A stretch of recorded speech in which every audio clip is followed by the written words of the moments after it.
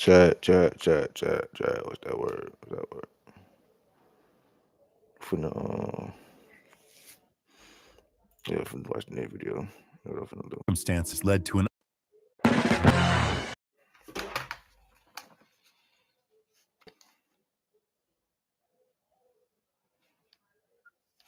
On the top, bitch.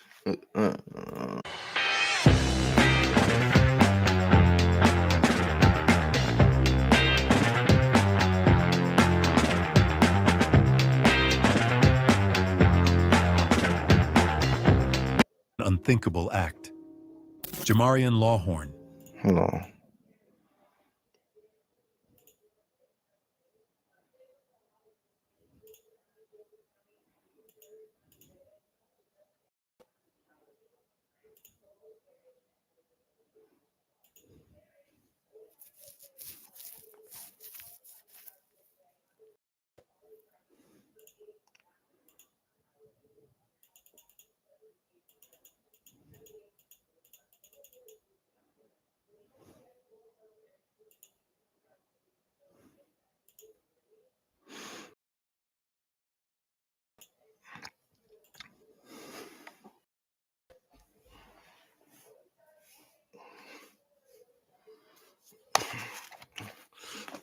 Shut my fucking hell.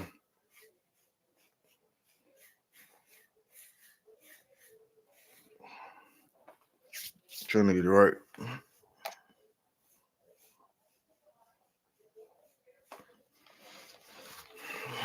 Let's do it. Let's do it.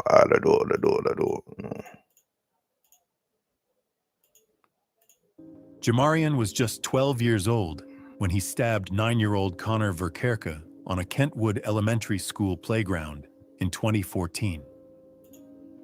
What made this case particularly heartbreaking was not just the youth of both the perpetrator and victim, but the horrific circumstances that had shaped Lawhorn's young life leading up to that tragic day. Lawhorn had endured systematic mistreatment at home, including inappropriate contact and physical beatings. His stepfather, Bernard Harold, would later be convicted for his treatment of the boy, while his mother, Anit, was also found guilty of failing to protect her child. The neglect and trauma had left Lawhorn feeling what he described as completely numb to life and its value. On the day of the stabbing, Lawhorn brought a knife to school and attacked Connor during what should have been normal playground activity. The attack was swift and deadly, ending the life of a child who was simply in the wrong place at the wrong time. What made the case even more unusual was Lawhorn's immediate response to his own actions. Lawhorn called 911 himself to report what he had done, telling the dispatcher, "Kill me," like in the movies. His words revealed a child who was not just aware of the gravity of his actions, but who seemed to welcome the consequences and an escape from his own painful existence. During the investigation and trial, the full extent of Lawhorn's home situation became clear. The boy had been living in conditions that no child should endure, with adults who should have protected him instead becoming sources of trauma and pain. Despite being charged as an adult for first-degree murder, the court ultimately sentenced Lawhorn to juvenile detention until age 21, recognizing both his youth and the extraordinary circumstances that had shaped his actions. He was released early in 2021, having spent years in therapy and rehabilitation programs. During his sentencing, Lawhorn expressed remorse, saying, "I was so numb. I have to live with that every day." Connor's mother, remarkably, spoke of having made peace with Lawhorn, demonstrating an extraordinary capacity for forgiveness in the face of unimaginable loss. Post-release, Lawhorn has worked to rebuild his life, attending college and advocating for other children in similar situations. He currently lives as a free man in Michigan, working to make amends for his past, while building a future that seemed impossible during his darkest days. But the next case would show how gang influence can destroy young lives before they truly freed his ass? Jaden Myrick. Jaden was just 17 when he committed a crime that would shock Atlanta and demonstrate how gang recruitment can turn children into killers. Groomed into the YSL gang at the age of 9, Myric's childhood was stolen by adults who saw him as a tool for their criminal enterprise rather than a child who needed guidance and protection. The crime that would define Myric's life occurred in 2018 during what should have been a joyous celebration. He targeted wedding guests in Buckhead, shooting and killing Christian Broder during a robbery. Damn. The attack was calculated and cold, showing no regard for the sanctity of the occasion or the innocence of the victims who were simply celebrating love and happiness. Damn. If you have SNAP or Medicaid, you may qualify for a free iPhone or Samsung plus up to He on 10 that type gigabytes of he on data. that type of Apply time, chat. online in just 2 minutes. We'll ship it. Yeah, nah. What made Myric's crime particularly disturbing was his behavior during and after the attack. During his trial, testimony revealed that he had mocked the Broder family, showing a complete lack of empathy or remorse for the life he had taken and the family he had destroyed. His actions demonstrated how thoroughly gang indoctrination had corrupted any natural compassion he might have possessed. The prosecution painted a picture of a young man who had been systematically transformed from an innocent child into a remorseless killer.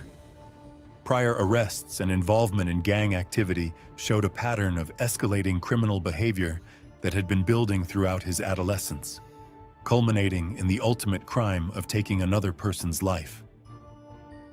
Christian Broder's family spoke movingly about their loss during the trial, describing a young man whose future had been cut short by someone who should have been a peer, not an enemy. The senseless nature of the crime. Oh, hold on. Hold on, chat.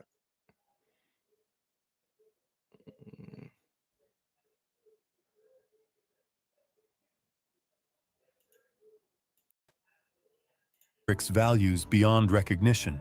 Myrick was convicted on 16 separate counts related to the murder and robbery, receiving life without parole plus additional sentences.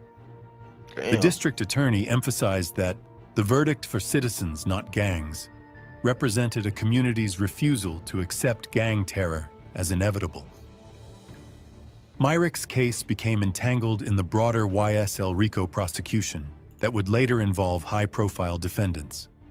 However, his YSL-related charges were eventually dropped in 2024 since he was already serving multiple life sentences, making additional prosecutions largely symbolic rather than practical. Currently incarcerated in the Georgia prison system, Myrick faces the prospect of spending his entire adult life behind bars for choices made when he was still a teenager. The following case would demonstrate how even the youngest victims cannot escape the consequences of taking innocent life. DeMarquise Elkins. DeMarquise was 17 when he committed one of the most shocking crimes in recent Georgia history, shooting 13-month-old Antonio Santiago with a stroller during a robbery attempt in Brunswick. The 2013 crime horrified the nation not just for its brutality, but for the complete innocence of the victim and the callousness required to harm a baby. 13 months? Born in 1995, Elkins had been largely neglected by a drug-addicted mother, growing up in circumstances that provided little guidance or stability. His family situation deteriorated further when his mother Karima and Aunt Katrina were later convicted of evidence tampering related to his case, showing a pattern of dysfunction that extended beyond just his own actions. The crime occurred when Elkins approached Sherry West as she pushed her baby son in a stroller through their Brunswick neighborhood. What began as a robbery demand escalated when Elkins shot both the mother and her infant child. West's desperate plea, "Don't shoot my baby," went unheeded as Elkins fired the shot that ended Antonio's life. The aftermath of the shooting revealed the extent of Elkins' criminal behavior. In addition to the murder of baby Antonio, he was also convicted of assaulting a pastor, demonstrating a pattern of targeting vulnerable victims and showing no respect for age, innocence, or religious authority. During the investigation, evidence emerged. Chat, like, come on, bro. Not only you killing teenagers, you beat up on a pastor, folk. Like what? Come on, folk. You think you won't get caught with this shit, folk? Come on, folk. That's stupid, folk. That's stupid, bro. And you think you went for get caught? That's stupid. Hold on, chat.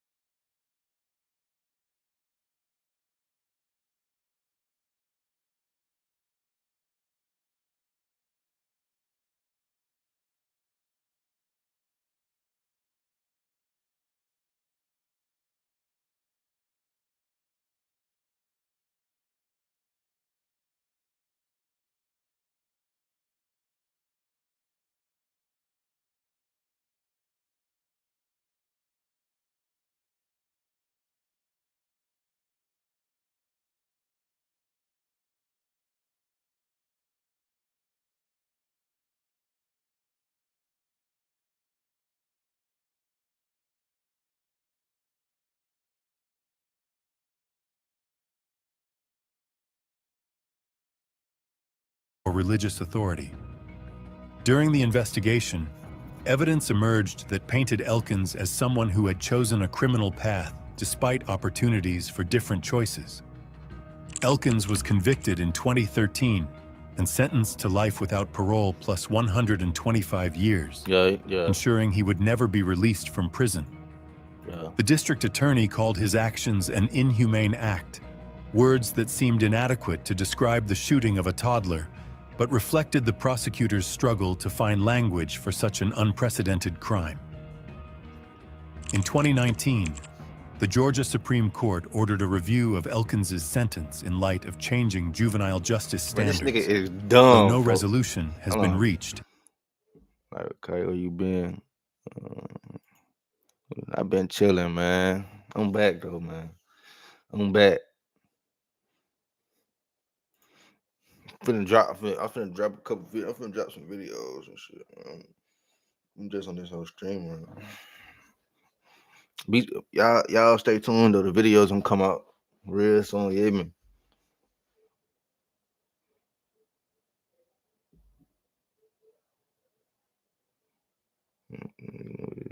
Oh yeah, I know who this is. Kai. I know this is for sure.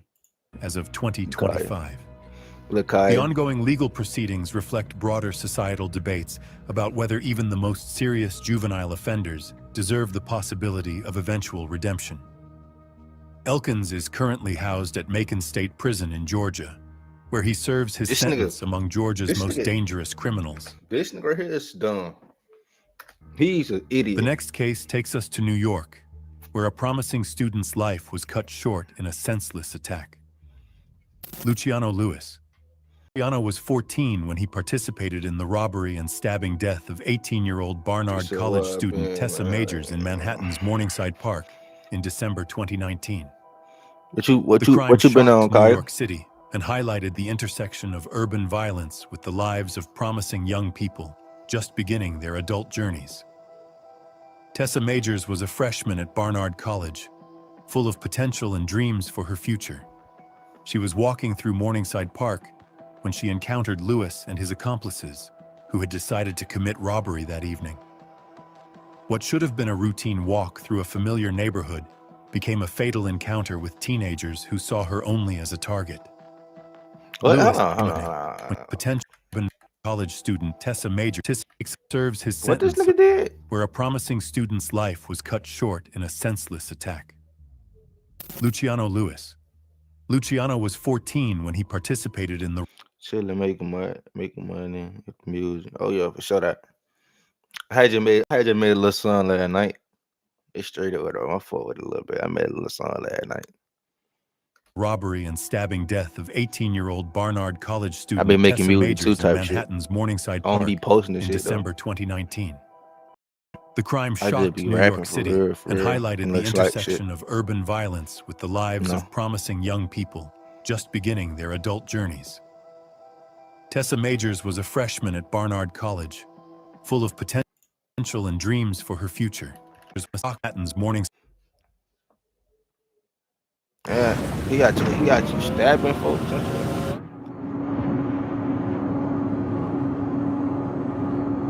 Gotta start that text. Oh yeah, for sure that. You still got my number, don't it?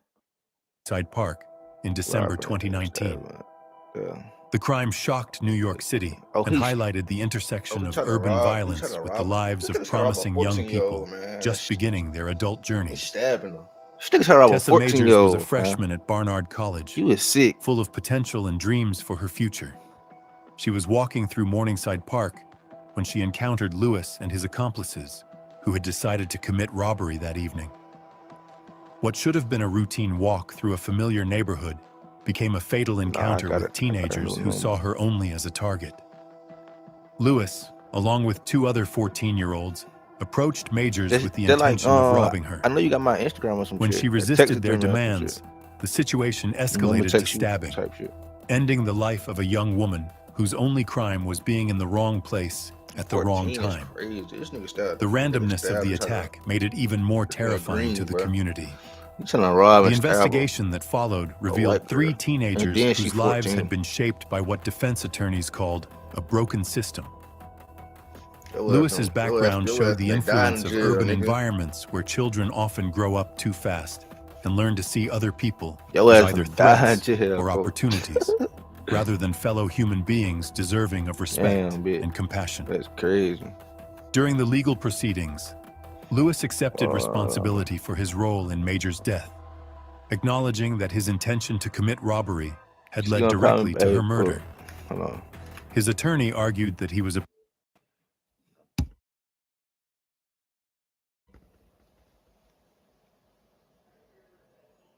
Look at my Instagram here.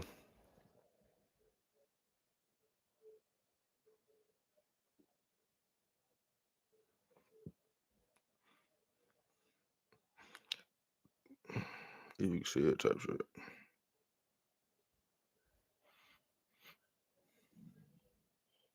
Just check me on that bit or check me on Facebook. I got Facebook too. Right now.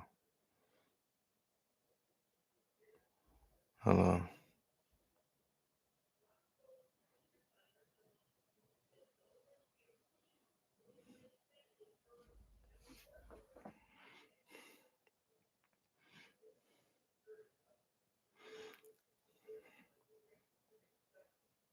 Bitch, me, I don't about to me.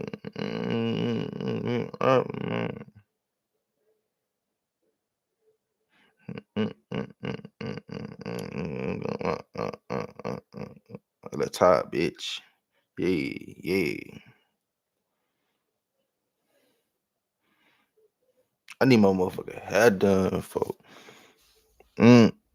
Product of systemic failures, though prosecutors maintained that I just text you, Kai.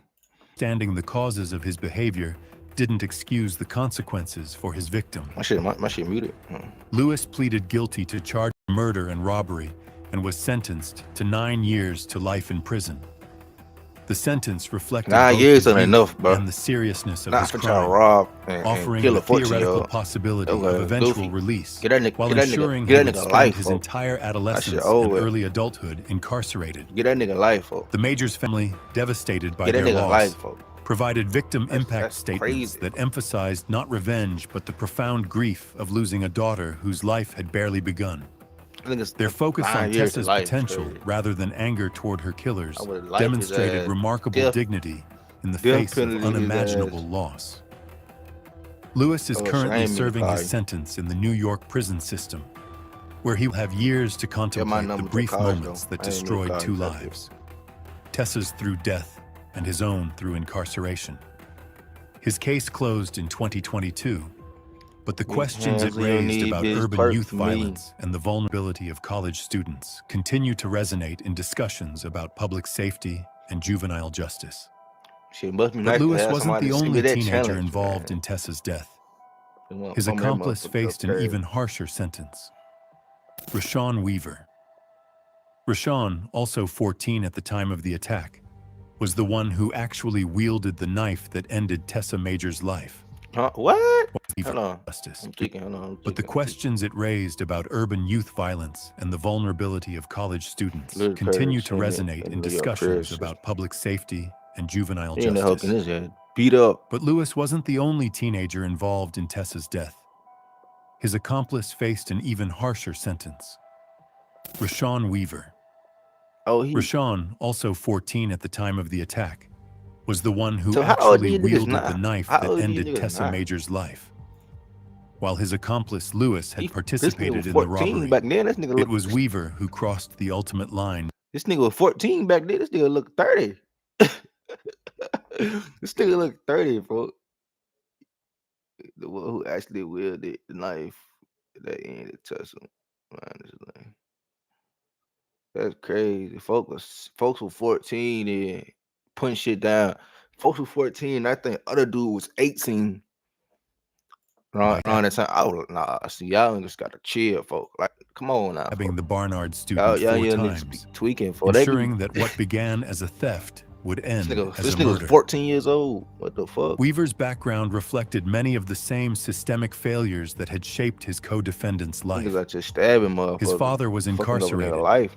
and his role models were often people involved in You criminal gonna kill a activity, nigga, man. You might as well creating pop an his ass, environment fuck. where violence was normalized rather than Fuck, pop recognized ass. as a failure Fuck of you, problem you gonna solving. rob with a knife. The actual attack in Morningside Park revealed a chilling escalation from robbery to murder. When Nigga Majors try to rob resisted with a giving knife, up her folks. belongings, Weaver responded crazy. not by retreating or finding alternative solutions, but by using a knife to eliminate what he apparently saw as an obstacle to getting what he wanted. The decision to use deadly force against an unarmed college student showed a level of callousness that was difficult to reconcile Yeah, not with only his she was youth. a college During student, the she legal was a white proceedings, college the student. court No heard racist evidence shit. about the attack itself and the What defendant's you think that behavior shit gonna afterward. be? There was They was no gonna send it- they indication was of gonna- remorse or recognition that Nigga, they what? had taken the They don't life know her of someone family who rich as hell. posed They no was gonna threat sue to the them fuck out dude. beyond resistance to being robbed. The casual nature of their Fucking family, post-crime bro. behavior suggested that they viewed Major's death as I just like another watching this shit. event This shit- rather than a tragedy. This shit cool. I fuck with it. If you've made it this far and enjoy deep dives into the most shocking criminal cases, hit that subscribe button and that body and cam don't shit. forget to press the bell icon. I fuck with that body cam shit. That shit nice. I fuck with that shit. Like, it make me just like sit back and watch this shit. You know what I'm saying? Like, what go on around? You know what I'm saying? Let me just sit around watching this shit, bro. This shit be good though. Like, I fuck with it. When Weaver eventually pleaded guilty in 2021, he acknowledged his actions with words that seemed inadequate to the magnitude of his crime, calling himself selfish and immature.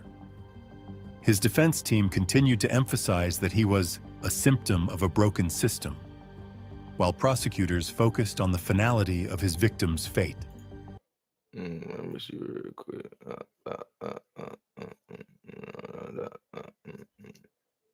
Let's hop, bitch. Yeah.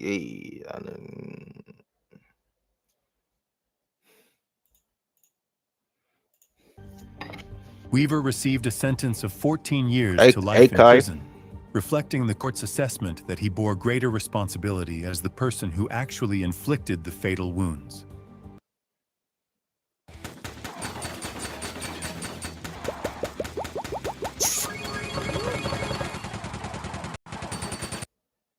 The sentence means he will spend his entire adolescence and young adulthood in prison, What happened at with his Manhattan first Park? opportunity for parole not coming until he is in his late A lot of 20s. shit. A lot of shit happened on that bitch. Our next case takes us south, where 2 police officers paid the ultimate price during a routine traffic stop. Kevin Salvador Golphin. Kevin was 17 in Salvador. 1997 when he and his Can't trust no- 19-year-old brother Tillman You can't- killed North Carolina State You Trooper can't trust Edward no nigga Lowry named and Union County Salvador. Deputy Connie Hathcock during a traffic stop. The brothers had been fleeing from a car theft when they were pulled over on what should have been a routine police encounter. But their decision to fight rather than face the consequences would cost 2 law enforcement officers their lives. They Kevin tripping, claimed bro, during like, legal proceedings that he had endured childhood mistreatment and suffered from PTSD. Factors that his defense team argued contributed to his violent reaction when confronted by police. what can they? What However, can the they say? prosecution maintained that They put the regardless of his officer, bro. background, his He's like choice a- to use deadly force like a against bruh. officers who were simply doing their jobs represented a calculated decision to place his own freedom above other people's lives. The traffic stop began as a standard police procedure, with the officers having no reason to expect that they were approaching individuals who were prepared to kill rather than face arrest. Trooper Lowry and Deputy Hathcock were experienced law enforcement professionals who had conducted thousands of similar stops throughout their careers. But they encountered 2 young men who had already decided that escape justified any level of violence.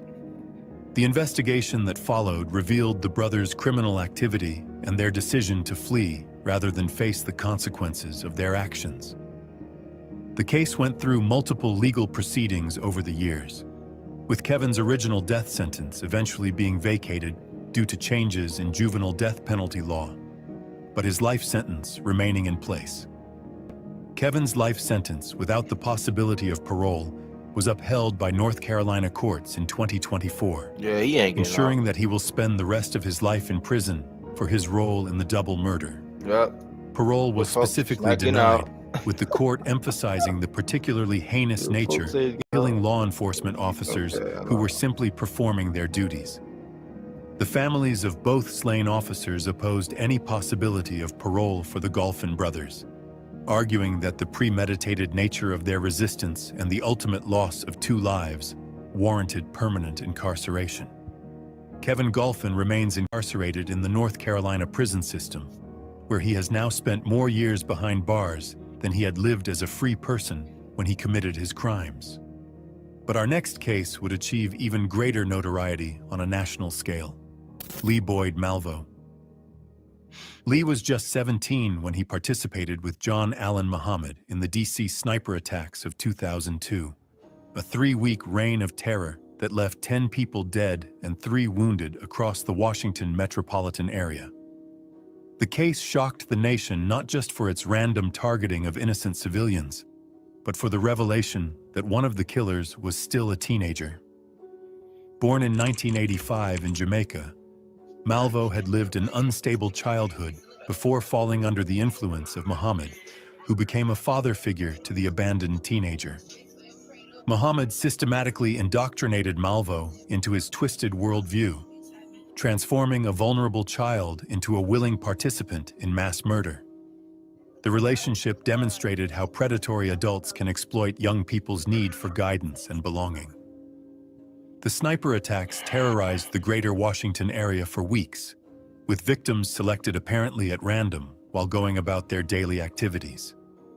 People were shot while pumping gas, walking into schools, and shopping at stores, creating a climate of fear where ordinary activities became potentially deadly.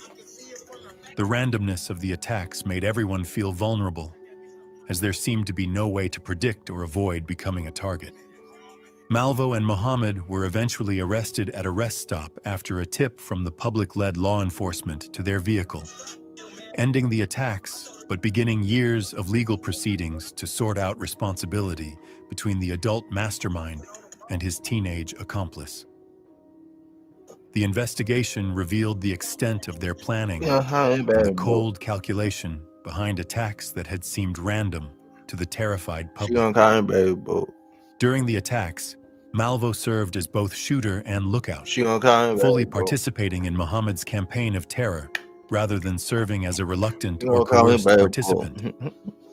His own Like words Tyson during the Reveal. attacks, including, "Allah knows I'm gonna suffer now," revealed someone who was aware of the gravity of his actions, but had been convinced that they served some higher purpose. Malvo was tried in multiple jurisdictions and received several life sentences without parole, though some of these were later vacated due to Supreme Court rulings about juvenile sentencing. Recent legal developments include Malvo being transferred to Keene Mountain Correctional Center in Virginia in 2024, with resentencing proceedings still pending as courts continue to grapple with how to appropriately sentence someone who was a juvenile when he participated in mass murder. You niggas. In a world where you've constantly been told what you can't do, who will you choose to be when presented with something different? Ask your healthcare provider what could be.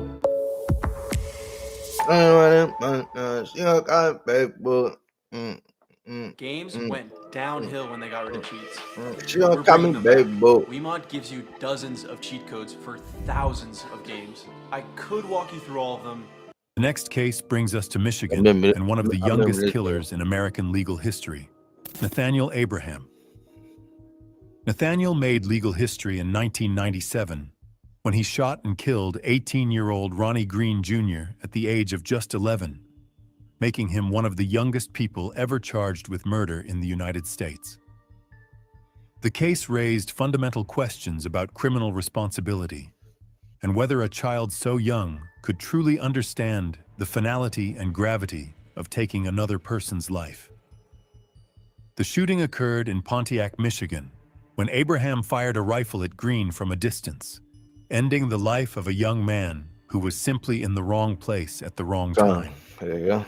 The randomness of the attack. There was no apparent connection between the shooter and victim, made it even more disturbing and incomprehensible to the community and legal system trying to respond to such an unprecedented crime. Abraham was arrested the day after the shooting, beginning a legal odyssey that would test the limits of juvenile justice and society's understanding of childhood development and moral responsibility. The case attracted national attention as legal experts debated whether someone so young could form the intent necessary for a murder conviction. During the legal proceedings, evidence emerged about Abraham's family situation and the circumstances that had shaped his young life. She sent that number as soon as possible. His mother supported him throughout the process, maintaining that her son was too young to truly understand the consequences of his actions and deserved a chance at rehabilitation rather than punishment. The court sentenced Abraham to juvenile detention rather than adult prison, reflecting the system's struggle to balance accountability with recognition of his extreme youth. He was supposed to be released when he reached adulthood, offering the possibility that he could still build a productive life despite his early criminal behavior. Unfortunately, Abraham's story didn't end with his juvenile release. After being freed from juvenile detention, he was arrested multiple times for drug dealing and other offenses, eventually receiving a sentence of 6 to 40 years in 2019. At his later sentencing, Abraham took responsibility for his actions, saying, "I take full responsibility," though his pattern of recidivism raised questions about whether rehabilitation had truly been He successful. fucked up in the. He about to Currently incarcerated in the Michigan prison system, Abraham represents one of the most complex cases in juvenile justice history. The next case would involve someone slightly older, but no less shocking in the brutality of his actions. Sean Eric Ford. Sean was 18 when he used a sledgehammer to end the lives of his girlfriend's parents, Jeffrey and Margaret Schobert, in their Ohio home in 2013. The brutal nature of the attacks shocked investigators and the community, while Ford's subsequent assault on his girlfriend demonstrated a level of calculated planning that was difficult to reconcile with his youth. What he on? Ford had been in a relationship with the Schobert's daughter, and the attacks appeared to stem from disputes within the household and Ford's desire to steal items from the home. The prosecution argued that Ford had planned the attacks, while his defense team claimed intellectual disabilities should be considered as mitigating factors. The crime scene revealed the savage nature of Ford's assault on two people who had welcomed him into their home as their daughter's boyfriend. The use of a sledgehammer indicated a level of brutality that went far beyond what would have been necessary to subdue the victims, suggesting either extreme rage or a disturbing indifference to human suffering. Ford's attack on his girlfriend after ending her parents' lives showed the calculated nature of his crimes. Rather than fleeing immediately after the initial attacks, he chose to assault someone who trusted him, demonstrating a complete breakdown of normal human empathy and moral boundaries. During his trial, Ford's statements to investigators revealed someone who seemed to understand the gravity of his actions but showed little remorse. When speaking about the murders, Ford said, "That's life regardless," words that suggested a disturbing acceptance of his own capacity for extreme destruction. Ford was initially sentenced to death, but recent legal developments have seen his death penalty eligibility upheld in February 2025, with resentencing scheduled for May 2025. The ongoing legal proceedings reflect the complexity of determining appropriate punishment for someone who committed such brutal crimes while still technically a teenager. Ford remains incarcerated in Ohio while awaiting his resentencing, his future hanging in the balance as courts determine whether his youth at the time of the crimes warrants life in prison or the ultimate punishment. But our next case would involve someone who paid the ultimate price before juvenile execution laws changed, Napoleon Beasley. Not letting no nigga down on the street. What we gonna do?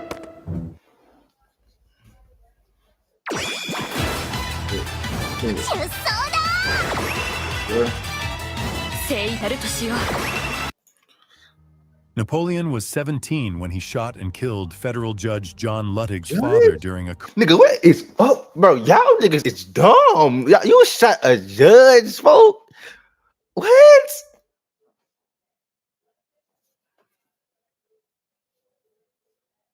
Bro.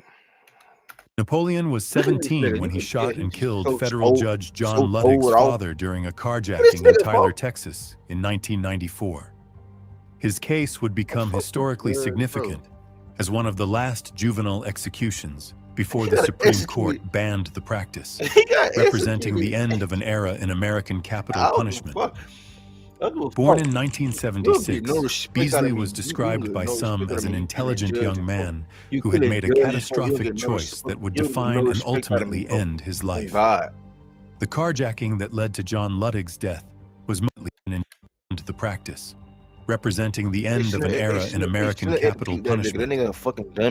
Born in 1976, Beasley was described by some as an intelligent young man who had made a catastrophic choice that would define and ultimately end his life.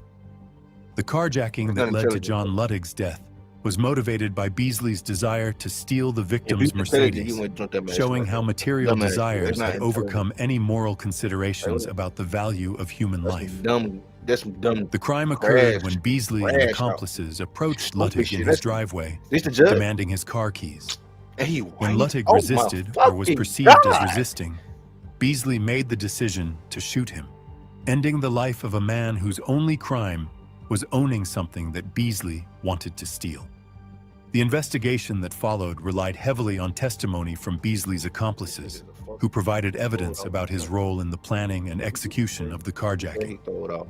The case proceeded through multiple levels of appeals, with defense attorneys arguing that Beasley's youth should preclude the death penalty, while prosecutors maintained that the premeditated nature of his crime warranted the ultimate punishment.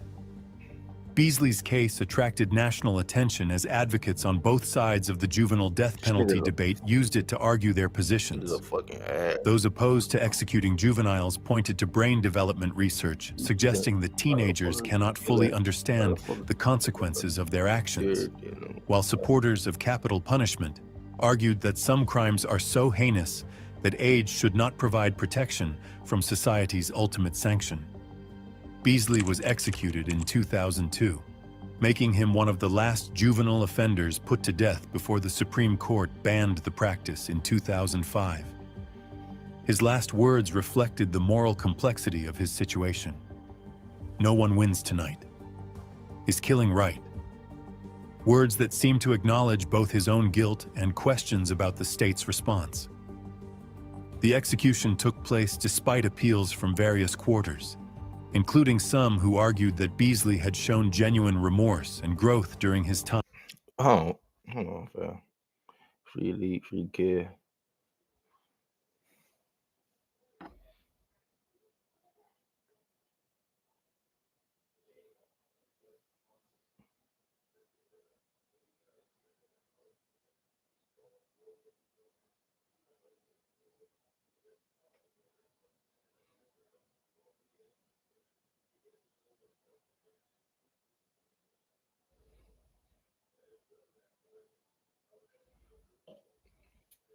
Who they tried to murder?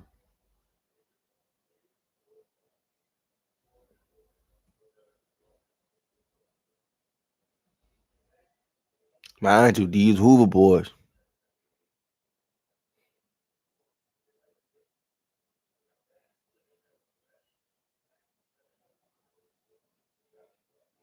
Attempted murder film. Who the fuck they tried to murder, bro?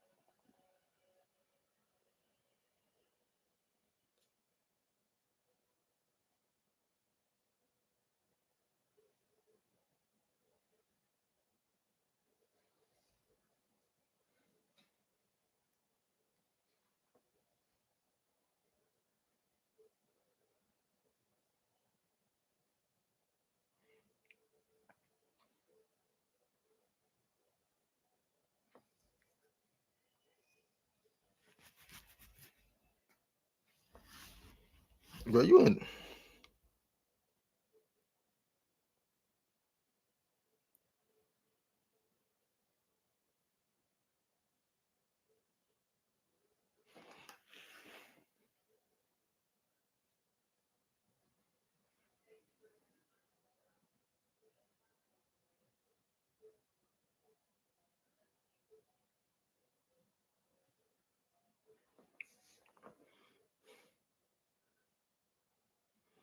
attempted murder for who they tried to murder? Who they tried to kill? Bro?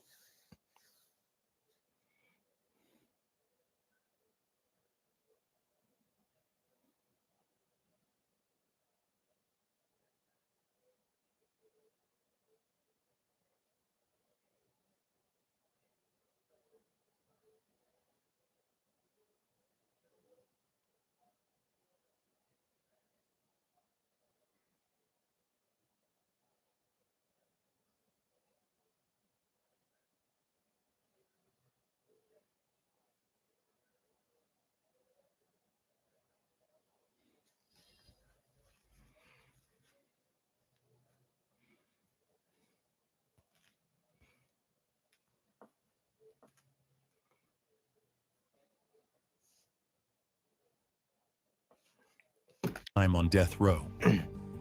However, the legal system ultimately determined that his crime warranted the death penalty, regardless of his age at the time of the offense. His execution in 2002 represented one of the final examples of a practice that the Supreme Court would ban just 3 years later. UAB Medical West Freestanding Emergency Department is ready 24/7 to handle any urgent medical need you or a loved one may have. No appointment is necessary and are conveniently located off Highway 150. UAB Medical West Freestanding Emergency Department. Have you ever wanted to see your home from space? With this free satellite Earth Maps tool, you can zoom right down to your exact address in just seconds. Imagine pulling up your neighborhood, spotting your roof, your street, even the landmarks around you, all in real time. The next case brings us to Virginia and a crime that shocked the Chesapeake community, Raheem Lamont Cherry. Raheem was 19 when he stabbed Laura Mills 11 times and dumped her body in Chesapeake, Virginia in 2021. While slightly older than most cases on this list, Cherry's crime demonstrated the same disturbing pattern of young men choosing extreme solutions to whatever problems they faced in their relationships or personal lives. The case against Cherry was built largely on physical evidence that connected him directly to the crime scene and victim. Investigators found his fingerprints throughout Mills's car and on her phone, creating an unbreakable chain of evidence that demonstrated his presence during the attack and its aftermath. Mills's death was particularly brutal, with the 11 stab wounds indicating either extreme rage or a disturbing determination to ensure that Don't she make would him not stab. survive the attack. Don't make you stab this man. The decision to dump her body 11 times. suggested an attempt to conceal the crime, though the physical evidence ultimately made concealment impossible. During the legal proceedings, Cherry maintained his innocence and claimed that he had been coerced into making incriminating statements. However, the physical evidence contradicted his claims and provided prosecutors with the proof needed to secure a conviction for first-degree murder.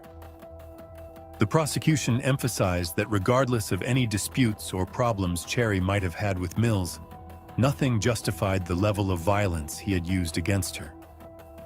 The multiple stab wounds went far beyond what would have been necessary to subdue someone, indicating either a complete loss of control or a deliberate decision to inflict maximum harm. Cherry was sentenced to 67 years in prison in April 2025, effectively ensuring he will spend the rest of his life behind bars. The prosecutor called it a fair sentence, noting that Cherry's fingerprints were all over the evidence.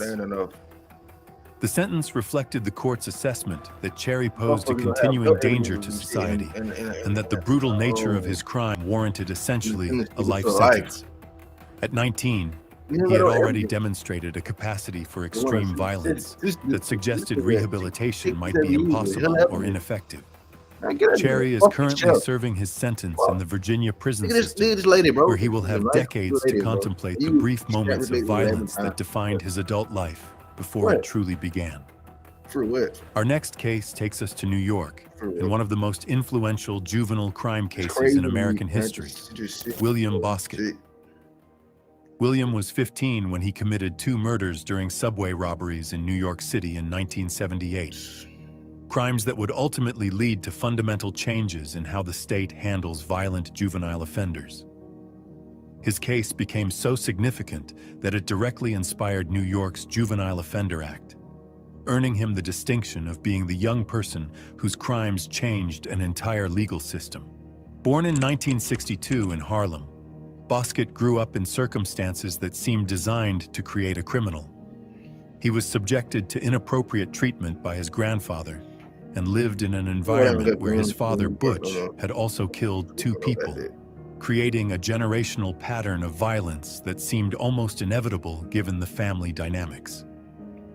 The subway murders that made Boskett infamous occurred during robbery attempts in 1978, when he was still just 15 years old. The randomness of the attacks, targeting strangers on public transportation, created fear throughout New York City's subway system and highlighted the vulnerability of ordinary citizens going about their daily lives. Boskett's behavior after his arrest and during his incarceration revealed someone who seemed to embrace his reputation for violence rather than showing any remorse for his actions.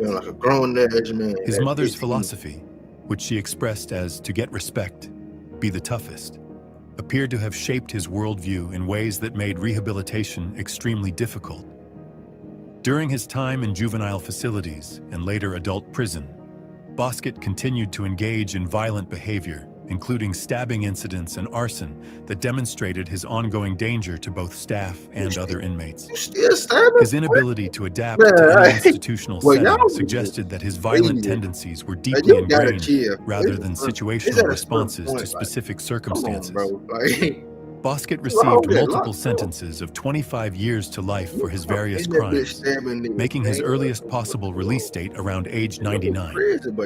However, recent reports indicate that he was actually released in 2024, though details about his current status and whereabouts remain limited. Our final case returns us to Florida and the tragic consequences of teenage disputes. Dominic Culpepper. Dominic If you have Culpepper? SNAP or Medicaid, you may qualify This for a nigga free not iPhone gangster, or bro. He kill- I Samsung, know- plus I know up to for a 10 fact it's gigabytes later of too. data. No, for a fact, it's a lady. Watch. Dominic was just 14 when he beat Wesley McCool to death with a baseball bat over a marijuana dispute in Sarasota, Florida, in 2001. Yeah, I ain't. The case demonstrated how quickly teenage Alright. conflicts can escalate to I'm gonna go to something else chat. Let's watch something else chat. Let's watch something else. Bro, no. Most famous serial killers of all time. Do that neither.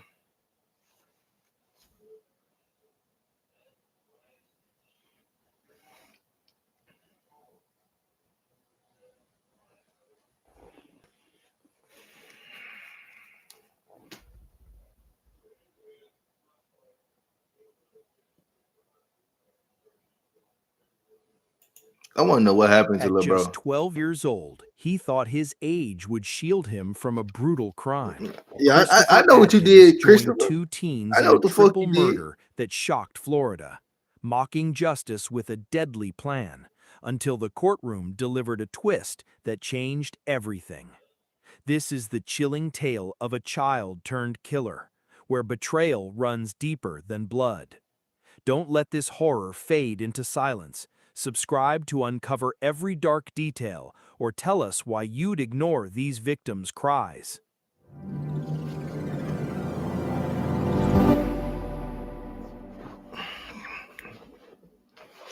Shit, he don't look like he Christopher don't look like Atkins, he. only You know what 12 I'm in saying? March 2023, the youngest of three teens in Ocklawaha, Florida.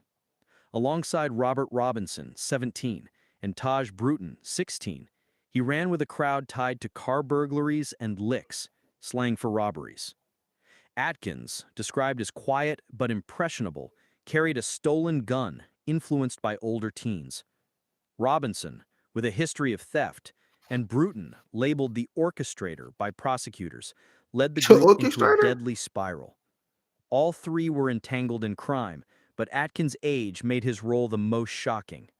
On March 30th, 2023, Atkins, Robinson, and Bruton were with three friends: Lila Silvernail, 16, a talented softball pitcher; Michael Hodo Jr., 17, and Camille Quarles, 16.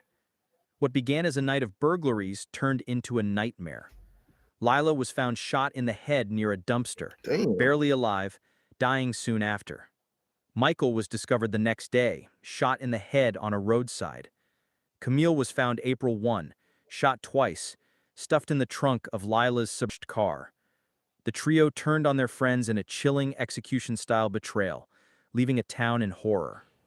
As all of you are well aware, last Thursday, March 30th, we received a call near Forest Lakes Park, where our first victim, Layla Silvernail, was located suffering from a gunshot wound. She would later succumb to her injuries. The following morning, Okay. we responded to a location about a half a mile away and located a second victim deceased on the side of the road from an apparent gunshot wound. Then on Saturday, April 1st, my deputies located Layla's car abandoned and partially submerged in a pond about 9 miles from the location where she was found. My investigators located the third victim inside of the car. And I'll go ahead and tell you, because you've been asking me for specific details. She was located in the trunk. Now, the investigators were able to determine that this group of juveniles were involved in committing burglaries and robberies, which they were referred to as a lick.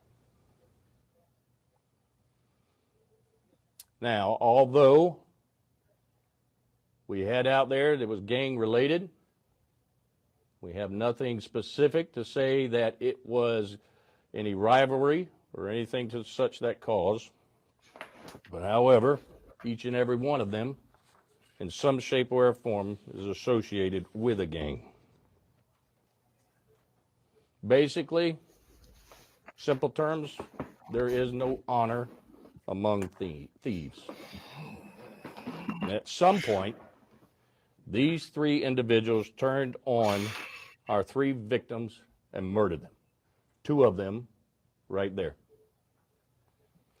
They fled the scenes, but left a lot of evidence in their wake.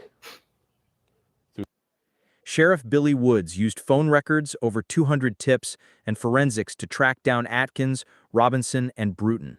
Yeah. A stolen gun linked them to the shootings. In interrogation, Atkins claimed Bruton forced him to shoot one victim, threatening his family if he refused. His words sparked a firestorm. Was he a scared kid under pressure or a cold-blooded killer?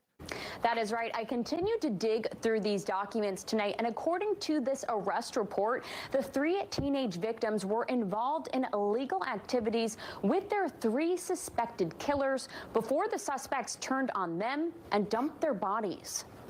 Investigators say while interviewing the 12-year-old suspect, he told them they picked up Taj Bruton, who was wearing a ski mask. The 12-year-old claims Bruton shot Silvernail and a 17-year-old boy, and claimed he was forced to shoot the 3rd victim.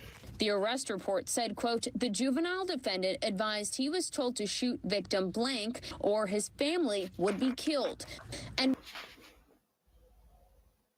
Atlas. You dream about moments like this. Fastest female track and field stars compete in a one-night-only event. NYC 2025, live from New York City, Friday, October 10th. It's on ION. QuickMD connects patients with a doctor online for opioid use disorder. Start medication-assisted treatment backed by science. No judgment, no stigma, and no insurance is required. Take control and talk to a doctor today at Quick.MD. Atkins' plea painted him as a pawn, but his role in hiding the bodies raised doubts about his innocence. In May 2023, a grand jury indicted Robinson and Bruton on 3 counts of first-degree murder each, plus robbery, carjacking, and tampering. Adkins faced 1 murder count, robbery, and tampering, charged an adult despite being 12. Their gang ties and spree of licks revealed a calculated plan, with Bruton as the alleged mastermind and Robinson a key planner. Adkins' youth shocked the nation, but his actions spoke louder. Let me tell you something about Taj.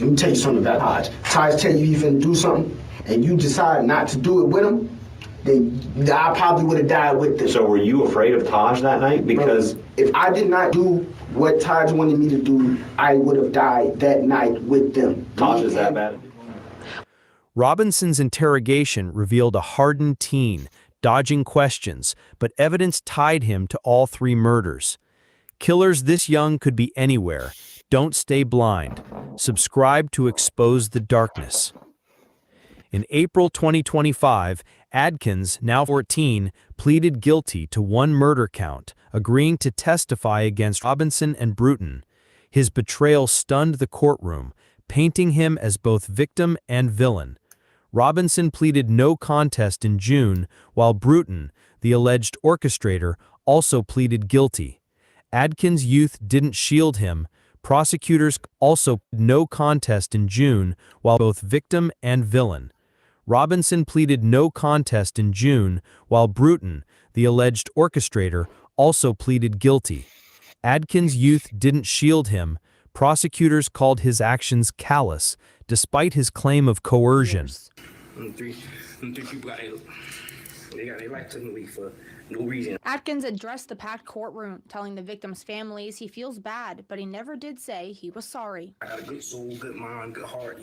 People think that I don't care. I do. I got a whole life ahead of me. People don't think I care about the victims or their families. I do. I think about them, about them and how they feel and what they go through. I feel them so bad. I feel so bad about them. I'm really a good person. I want to be able to influence other people, do better in life, go to places around the world, donate to places, cancer places, hospitals, all types of stuff, help the world as much as I can. Adkins' desperate plea before sentencing gripped the courtroom, but would his age sway the judge? Before sentencing, Robinson broke his silence with an apology, expressing regret to the victims' families. His mother followed, tearfully. He did. I apologize to my mama and my loved ones for the actions I have committed. I'd like to apologize to the victim family for the hurt I brought upon them. I made bad choices. It ain't no excuses for my choices. I'm not gonna make excuses for it or blame anybody but myself. I just want to apologize. Robinson's words contrasted his earlier defiance, but the families weren't moved. His mother begged for mercy, her cries echoing in a tense room. My name is Erica Trow, and I am the mother of Robert Robinson, Don't who is currently before you for sentencing. I write this letter. She never did what he did. Fully aware of the pain and gravity of the situation. Boom! In the head. Now he dead. Now he over with. Yay. I am simply asking that Now you he locked see up. the human Life being my sentence. son is and the potential for This redemption nigga that still ass, exists dude. within him. Ain't nothing you can do to get that Robert out, is boy. 19 years old. He is my child, and while he has made a devastating mistake, I know he is not beyond saving. He has expressed deep remorse for what has occurred. He is not proud of what happened, and he has shown sincere sorrow not only to me but to others as well. I have watched my son reflect on his actions with shame, regret, and heartbreak. He understands the consequences, and I truly believe he wishes he could take it all back. Your Honor, I'm not asking you to ignore what happened. I am only asking for mercy, for the opportunity for Robert to prove that he is more than just his worst decision. He is still young. It's a good speech. I ask you to consider a But sentence that nah, allows him baby. the chance to grow, Nah, baby, we can't do to nothing about get that. help, and to one day come back to society a changed man. You can't do nothing about In that, July boy. 2025, the courtroom He killed delivered the motherfucker. justice. Not even Bruton's motherfucker. He aunt's killed white apology motherfucker. added No way, complexity. shawty. The judge sentenced Taj No way. Bruton to 3 life terms, one for each victim, a moment that rocked Ocklawaha. The overwhelming thing is that he orchestrated the death of 3 juveniles without any pretense or any justification in any sense whatsoever. He did that at the time after cutting off his electronic monitor for a juvenile offense, for offensive carjacking. This nigga's a fucking. Hold on. Not only did you cut off your bracelet, you went to go kill a motherfucker. Why you on He what? did this offense within a couple of months. Why of you on papers, bro? being placed on the electronic monitor. Like, come on, bro. Y'all gotta. I just find that the seriousness and the heinousness of these offenses outweigh You want to any have clout at mitigation this point. that's been placed in front of the court.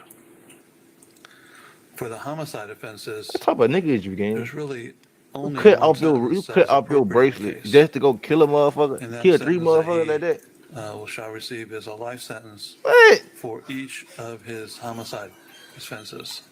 Robert Robinson received a life sentence, eligible for review after 25 years, his apology falling short against his crimes. Christopher 25 Adkins, years ain't shit, despite bro. his youth, was sentenced to 40 years in prison, with a review after 25 years, his plea unable to erase his role. The verdict sparked millions of views online, with Adkins' age fueling fierce debate. Bruton's fate was sealed, his orchestrator role like 3 life undeniable. The family's raw grief fueled calls for justice, shaking the courtroom. The day started off with Michael Hodo Jr.'s father, Michael Hodo, providing a statement. This was read by a victim advocate. He told Judge Robert Hodges anything short of a life sentence would be an injustice to the 3 victims. He wishes the death penalty was on the table, but says the justice system is flawed. Next, Hodo Jr.'s stepmom provided an Life emotional sentence. statement. They need She life talked about who sentence, for Hodo real. Jr. was and 20, how he and 20, Layla Silvernail 60 completed years each other. and 25 She years says the 3 to victims' get out lives is not were enough. taken by greed and jealousy, promise you, it's not. saying they discarded the victims like they were trash. After hearing from Hodo Jr.'s family for the first time, Silvernail's grandma spoke for the 2nd day in a row, breaking down in tears Hello? about the loss of her granddaughter. I've been robbed of seeing Layla graduate, walk down the aisle, attend college, and become a mother. I have to watch her Hello, friends Kat. grow up without her. We will forever grieve. These teens' crimes can't be forgotten. Subscribe to keep their victims' stories alive. Layla Silvernail, a star sophomore.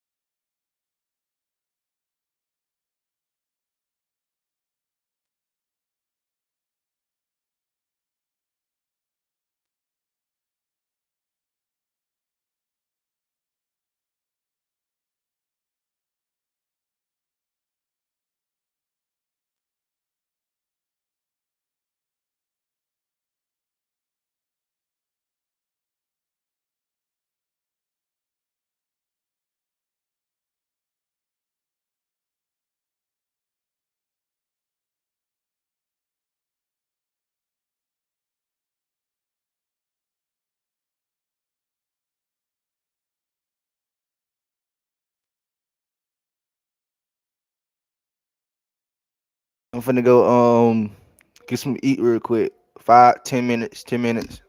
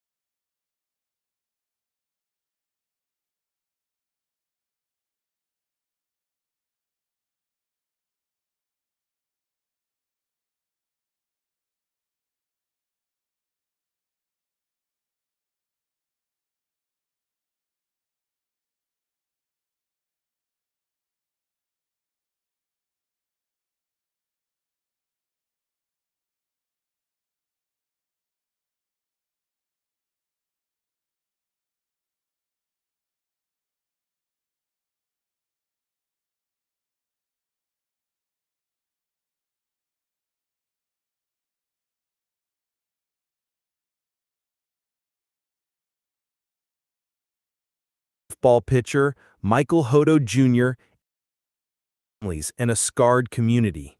Southeastern Fast Pitch warned Layla as a team player. Debates raged, with Adkins' testimony and youth splitting opinions. Was he manipulated by Bruton's threats or a willing killer? Robinson's apology and Bruton's silence fueled further questions about remorse and justice. Christopher Adkins thought his age would save him, but a 40-year sentence for a triple murder proved him wrong. Robinson's life sentence and Bruton's 3 life terms sealed their fates, but the victims' families carry the deepest wounds. Was Adkins a pawn or a predator? Ocklawaha mourns 3 lost lives. What shocked you most? Adkins' 12-year-old betrayal, Robinson's apology, Bruton's mother's plea, or the family's grief? Drop your thoughts in the comments and like and subscribe for more gripping true crime. Click the next video and I'll meet you there.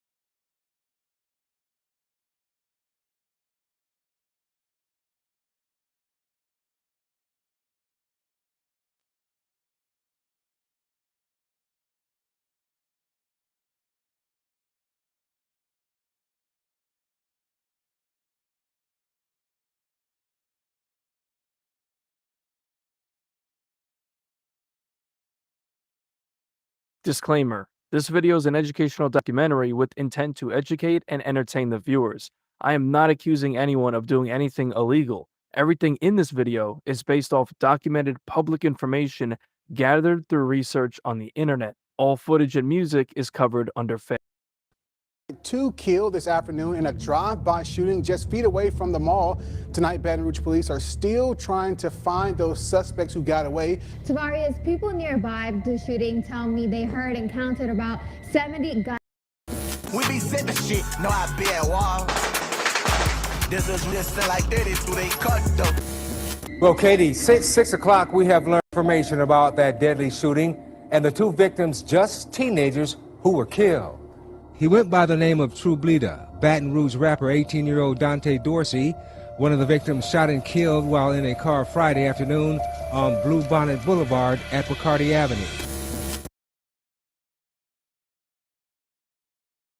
This is a public service announcement. We're kicking off something new. We're bringing sports, culture, I got you. and fun to your late night. I'm trying to tell you. 106 in Sports. New series premieres Wednesday at 10 on BET. Now, who's number one? Obviously me. Say less. I can.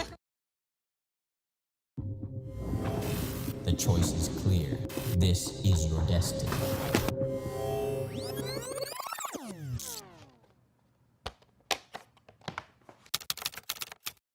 How that window got that chopper banging back to back. How that window I heard that's how Bleeder just got smacked. Scene, a truck not moving in the middle of I-10 westbound near Prairieville. The vehicle had been shot multiple times, and inside the vehicle we located a male that had been deceased from gunshot wounds. That man was found in the passenger side of the truck. Heard a nigga stepped on trying to step on Ben. Felt that fire, fucked around and shut down I-10. The second victim, 19-year-old Clifton Lindsay, also in the car with Dorsey near the Mall of Louisiana. Let the window down hanging out with a drum. He just aimed that bitch and dumb. Got the whole click hit. I think they said it was a Masco on front. Holographic, I can see the 38 up on his neck. Police found a car with 4 victims, 2 dead and 2 taken to the hospital. There are a total of 3 cars involved. 2 of the cars were left covered in bullet holes. Pussy talking about they gon' murder me. 2 of the cars were left covered in bullet holes, covered in bullet holes, covered in bullet holes. How we sprayed the whip and left you stretched out in the street.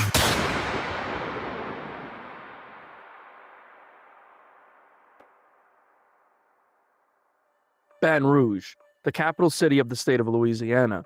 In the mid to late 2010s, a lot of rappers emerged from the dangerous gang-infested city, most notably NBA Youngboy, who rose to fame in 2016 at the age of just 16 years old.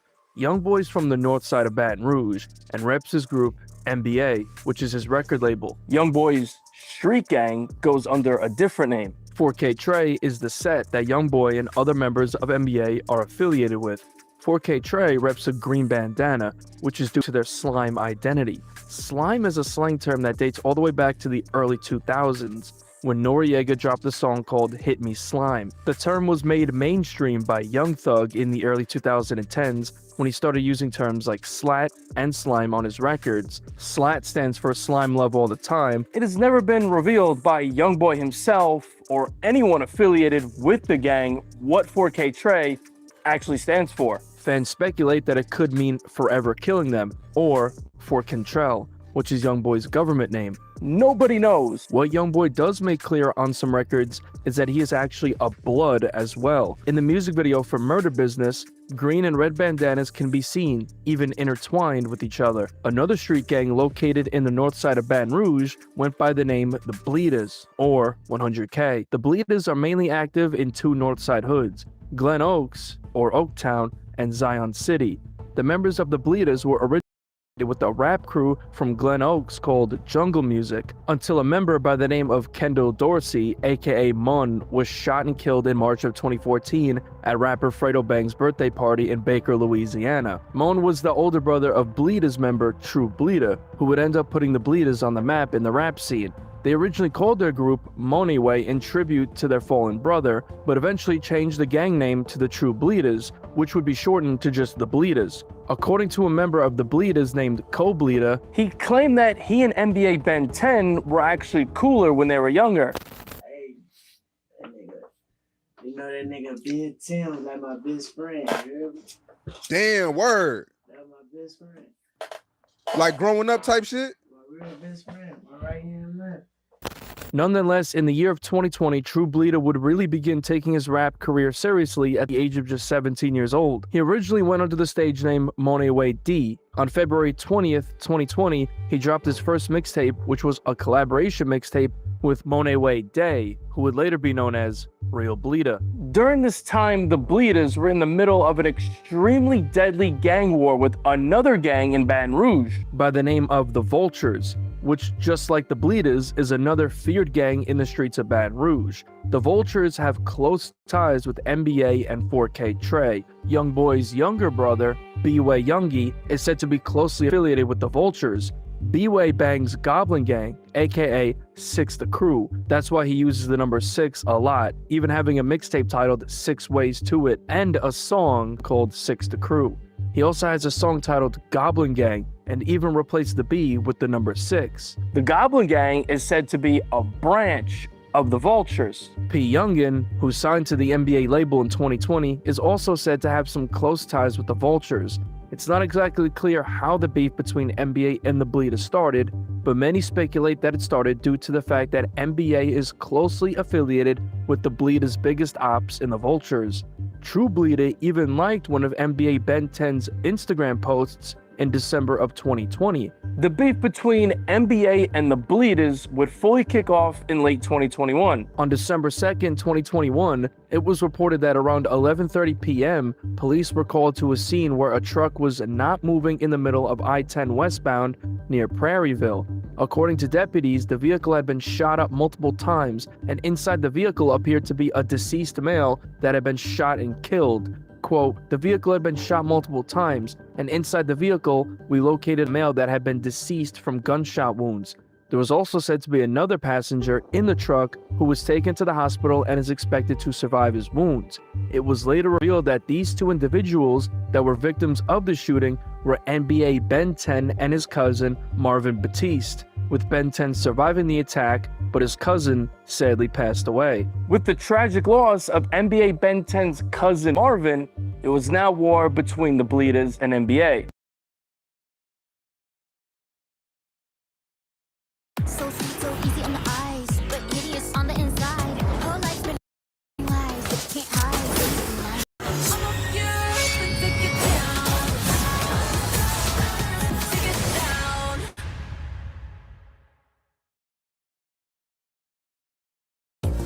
down. Join Planet Fitness for $1 down, $15 a month. Cancel anytime. Deal ends Friday, October 10th.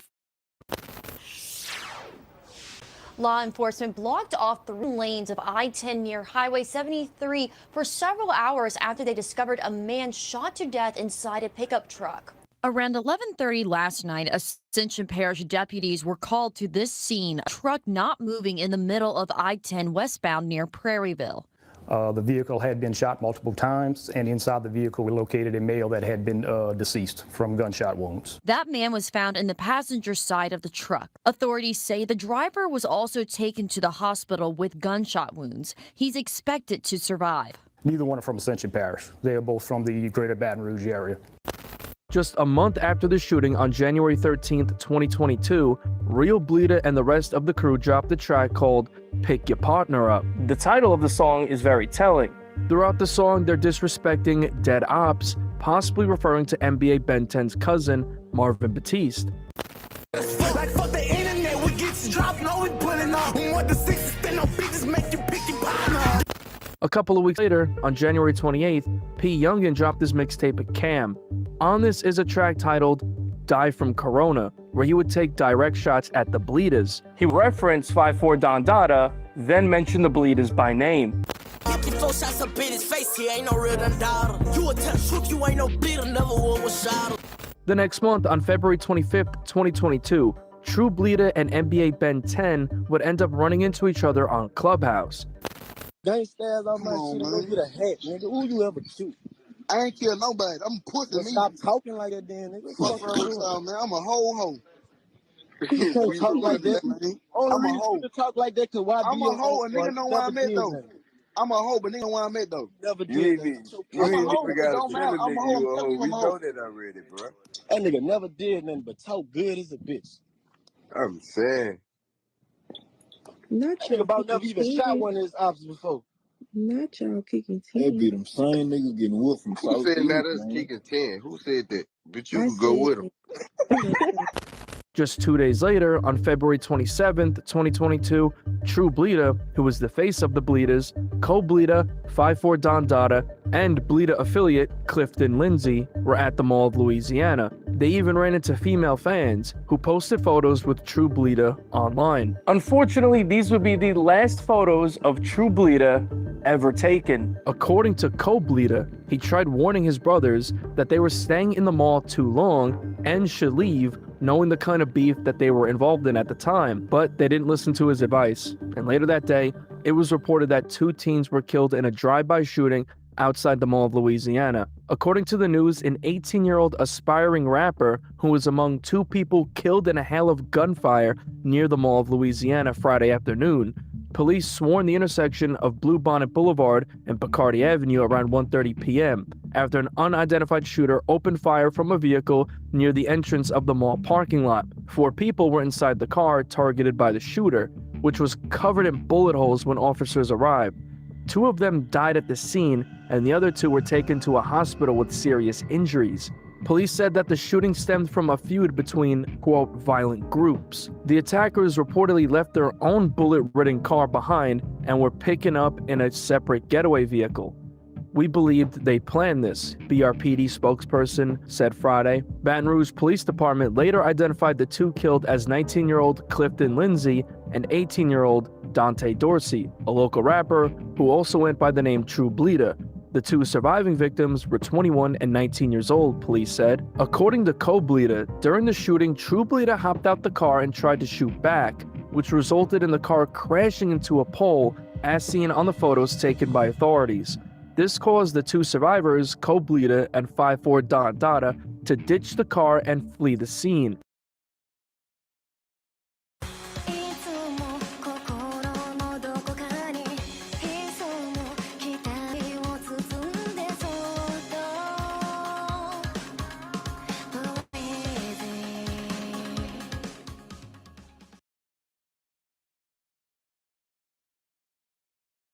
Joey?